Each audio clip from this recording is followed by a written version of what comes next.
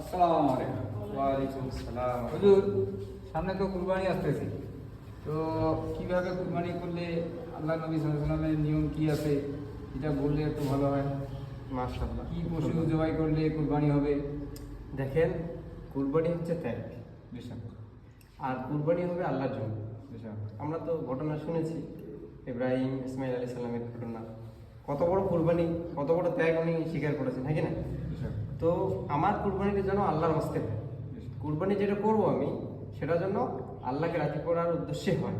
হাদিসের মধ্যে এসেছে, হ্যাঁ, যদি কুরবানি আমার আল্লাহ কি রাজি খুশি করার উদ্দেশ্যে হয়, তো আল্লাহ পাক আমার কুরবানিকে কবুল করবে। সেই জন্য কি কুরবানি করব আল্লাহকে রাজি খুশি করার উদ্দেশ্যে। যেমন বিভিন্ন উদাহরণ, অনেকে কুরবানি করি আমরা মান সম্মানের খাতিরে করি, যে আমি না দিলে কি মান সম্মানে কী হবে।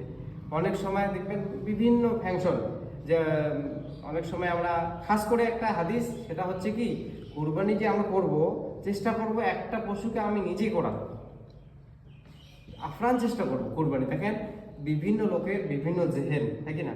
আমাদের সমাজে আমার জেহেন আলাদা, আপনার জেহেন আলাদা, আমার কামাই আলাদা।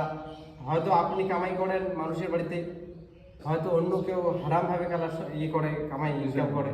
তো যদি কুরবানি আমার কুরবানিটা আমার হয়, তো যদি সত্যিকারে আল্লাহকে রাজি খুশি করার উদ্দেশ্য হয়, তো সব দিক থেকে আমার হালাল হবে, হালাল দেখে আমি কুরবানি করবো।